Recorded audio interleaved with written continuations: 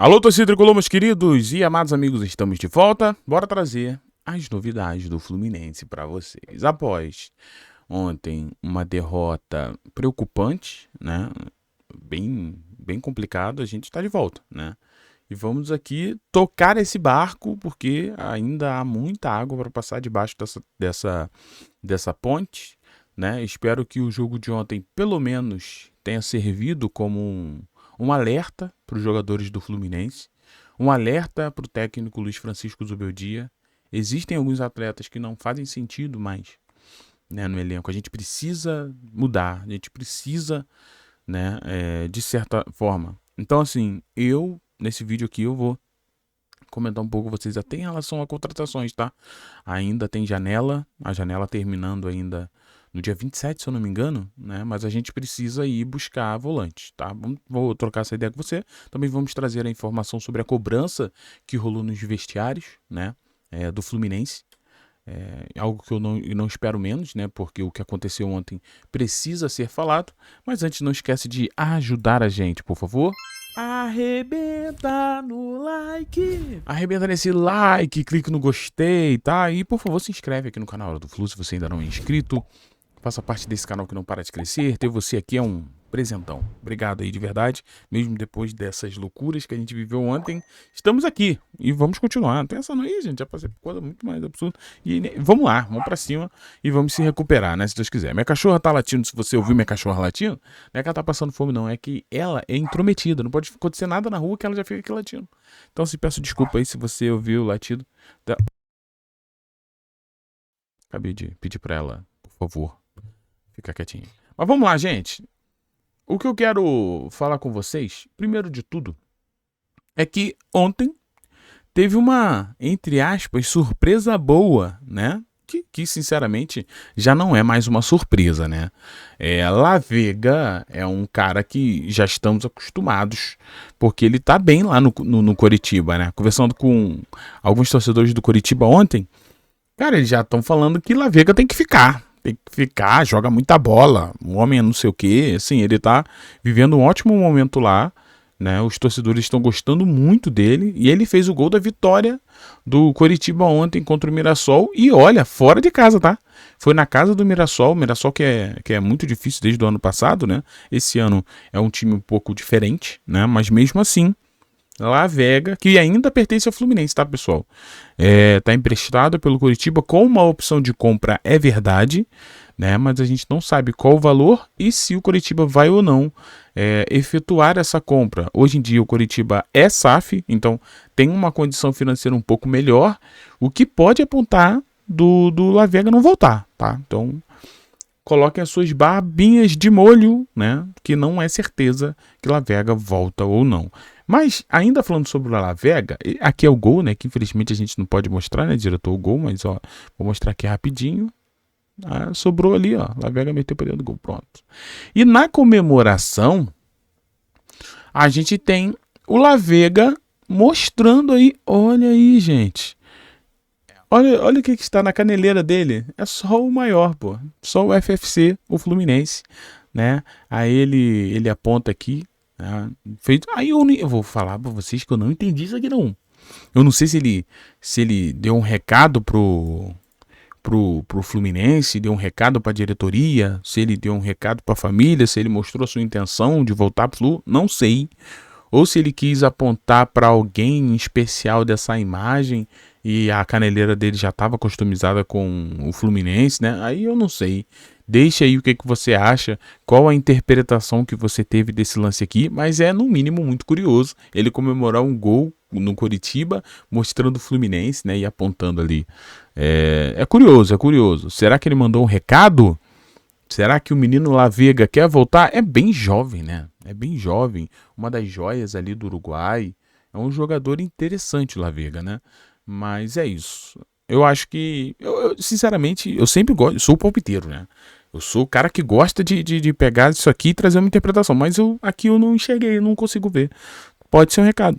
Pode ser um recado. Como é o que eu falei, pode ser ele apontando para alguém, né? Mas, pô, alguém tem. Né? Bom, é isso. A gente tem nosso querido La Vega aí, brilhando, pelo menos isso. Agora, Ontem a informação que o Zubeldia trouxe, que deixou todo mundo, sabe? Nem a galera que cobre os times da MLS lá fora viu esse movimento, que era natural, né?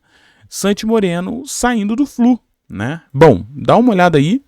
Segundo o próprio Zubeldia ontem, é que o Santi Moreno tem uma proposta do exterior da MLS, tá? E ele não concentrou, ele já tá um tempo sem concentrar, tá bom?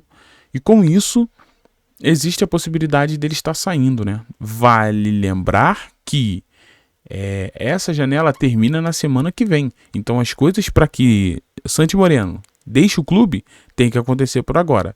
Por isso ele não está concentrando, tá? Vale destacar também que o Santi Moreno foi adquirido pelo Fluminense por um valor, né, pessoal? A gente sabe um valor até muito alto, né? É um valor de 32 milhões e não se sabe se ele está saindo agora com o Fluminense ganhando esse dinheiro, né? Eu acho até difícil. Eu acredito que não. Posso me surpreender se for. Sim, seria bom. Mas pode ser mais uma contratação ali, onde o Fluminense paga relativamente alto pelo jogador e ele não rende, né? Aconteceu isso com o nosso querido Lescano. Agora acontece isso com o Santi Moreno também, né? Não conseguiu render. Aí uma coisa que eu quero muito destacar vamos falar um pouquinho sobre o Santi Moreno, tá? Eu acho que a questão do Santi Moreno não é bola, não. Tá? Eu sei que muita gente tá falando, o Santi não joga nada, esse aí não joga nada.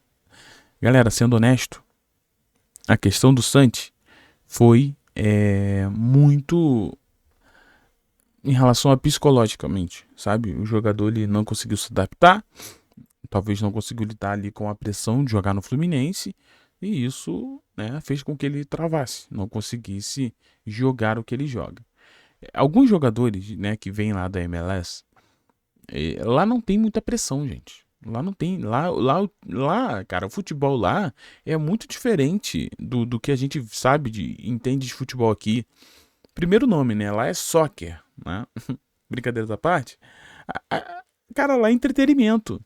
Lá é entretenimento, sabe? Ah, vai jogar, vai ganhar. Se não ganhar, às vezes, pô, mas tentou, legal. Pô, quem sabe? Aqui não. Aqui se não ganha é guerra.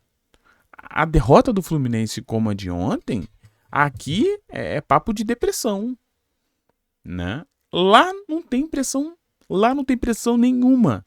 Lá é super leve. Então, assim, jogadores com psicológicos mais sensíveis, ou talvez uma mente um pouco mais sensível, né, para as críticas, como parece ser o caso do Santi, né, tem que jogar na MLS a vida toda.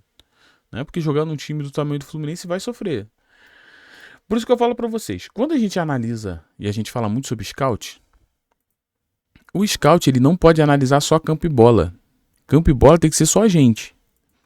O scout do Fluminense tem que conhecer o atleta, tem que conhecer a família, tem que conhecer de onde veio, tem que saber a mente do jogador, porque uma mente instável ou uma mente doente, né? Não estou falando que é o caso da doença mental do Santi, não é isso. Eu estou dizendo, ele com dificuldades de adaptação, né? Até dificuldades psicológicas nesse sentido, não que ele seja um cara doente, mas um cara que não se adaptou psicologicamente, ficou tempo sozinho, meio depressivo. Então, assim, eu acho que uma mente que não corresponde, o corpo não vai corresponder. Por mais que a gente entende que o Santi Moreno, por onde jogou, sempre mostrou qualidade, sempre mostrou que tinha, né, possibilidade, a mente dele não acompanha. E, cara, e o que comanda teu corpo é tua mente, irmão. Então, tu pode ser o mais atlético que for, se a tua mente não estiver bem, você não vai conseguir jogar ou você não vai conseguir fazer o que você quer fazer. Com isso, a gente então tem o Santi podendo deixar o Fluminense aí nos próximos dias. E vamos ver qual será essa negociação. Eu chuto empréstimo com opção de compra, né? Que é sempre assim, a gente gasta muito dinheiro, aí depois a gente empresta de graça e com opção de compra para outro cara, né? Aconteceu isso com o Lescano, tá acontecendo com o Santi, La Vega também aconteceu isso, a gente já comentou dele sobre esse vídeo, então é complicado, hein, cara? É complicado.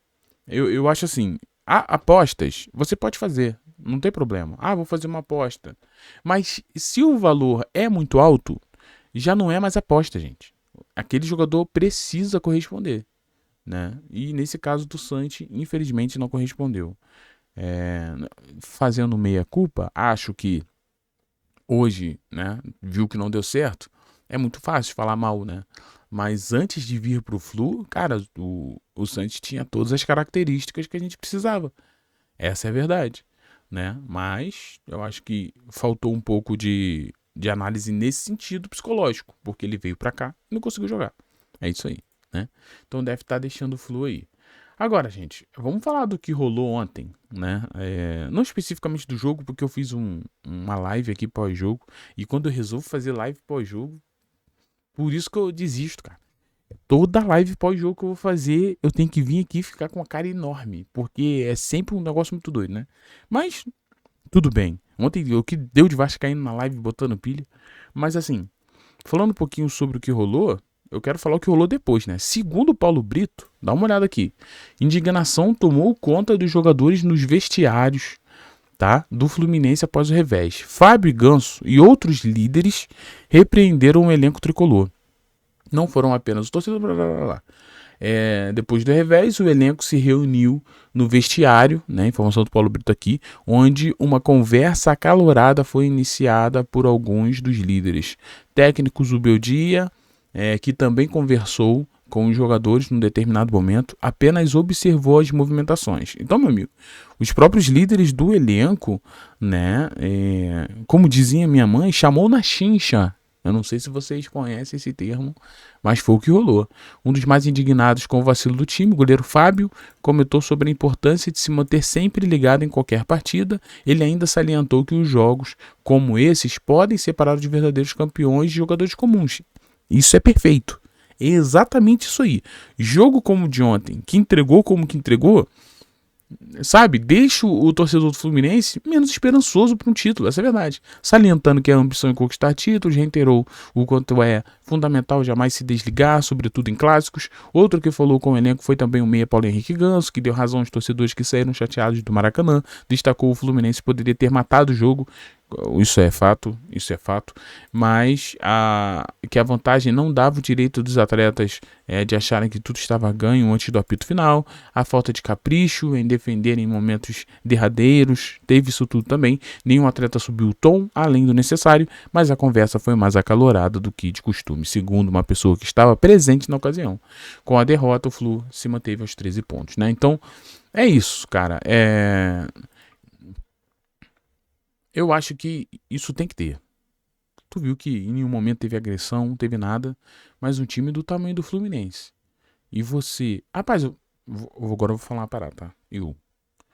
Eu vejo que é necessário essa cobrança. Porque se acontece algo como o jogo de ontem e não acontece mais nada, cara, os próprios jogadores vão anestesiados. Falar, cara, quando perder, tá tranquilo também, não tem problema nenhum. Cara, a gente não pode deixar isso não, hein? A gente não pode deixar isso não. Outra coisa, Zubeldia precisa ser cobrado, além de fazer um bom trabalho, eu sempre destaco isso, mas precisa ser cobrado em algumas peças que ele vem utilizado. Né? Como o René na lateral esquerda não tem mais a necessidade, como o Freitas não tem necessidade. Ah, Thiago, mas o Freitas ontem não jogou, olha o que aconteceu. Mas não acho que é porque o Freitas não jogou que porque aconteceu isso. Eu acho que uma coisa não tem nada a ver com a outra. O que eu quero dizer é, Freitas já estava tendo erros, mesmo com os acertos da equipe, e precisa de mudança. É esse o ponto, né? Outro jogador, outra coisa que precisa acontecer não tem como usar Otávio. Otávio não vale.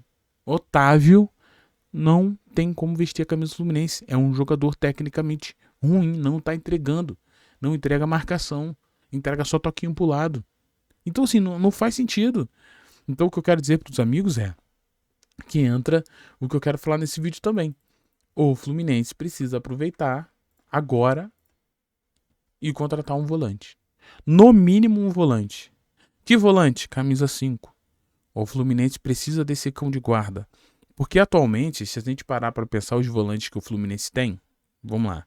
A gente tem Martinelli, Hércules, né, que agora são os titulares. Aí você tem Bernal, Alisson e você tem o Nonato. 5. E o Otávio.